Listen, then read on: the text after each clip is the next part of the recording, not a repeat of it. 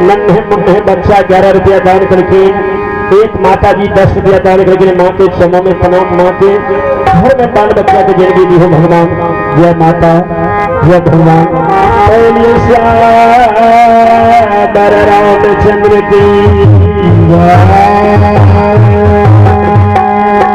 जब बाबा से ब्याही कर सपना दिए कते नींद लाके बाबा के भवन में सुतल छा। ये स्वामी पोसलो सिंगार पति से यभरण करे छा। से स्वामी बनसुरहा के छड़ीदार बन गेलो। स्वामी स्वर्ग राजा बन गेलो।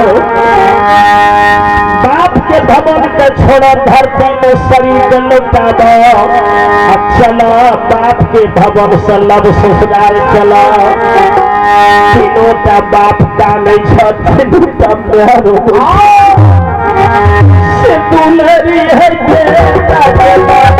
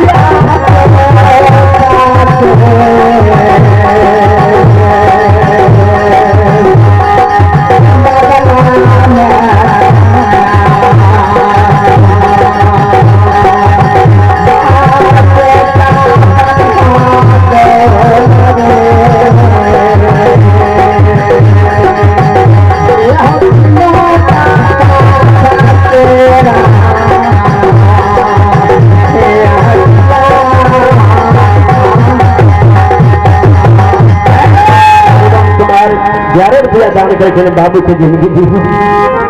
चलो चलो मैं कहने छू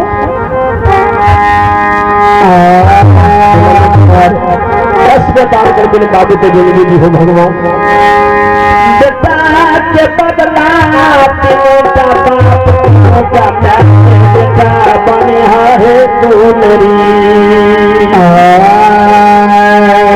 एक महादानी गुप्त दान के सिद्धि दान करके महादानी के समस्त परिवार में शांति दी हो। बाल बच्चा को सदबुद्धि दी हो।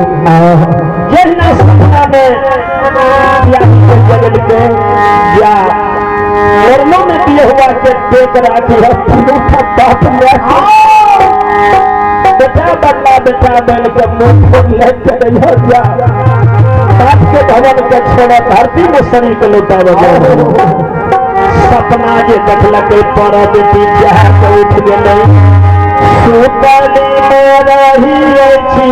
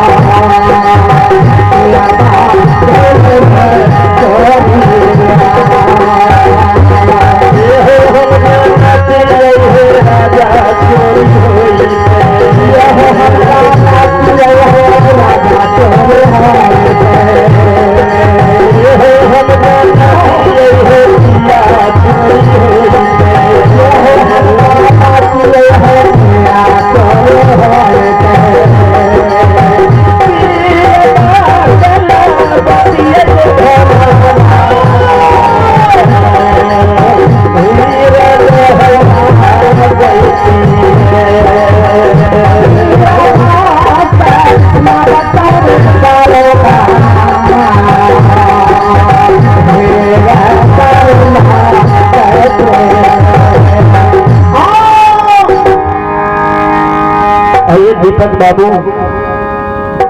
11 रुपया दान करके बाबू को जिंदगी दी हो, दोनों को सदबुद्धि दी हो। जय माता जय हो। सपना में जब गाने रहे रात के तो बाप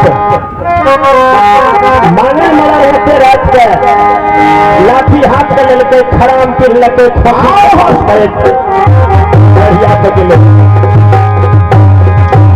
परिवार के करके मैं सुने किया के रात के सबके बेटी पुतो सुतल छई हमर मीरा सो किया ये तेरा कान खाना जो का नहीं छई।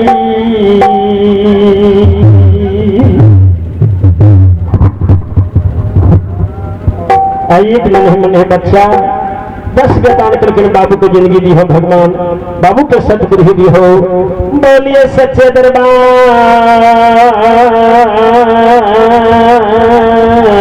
की।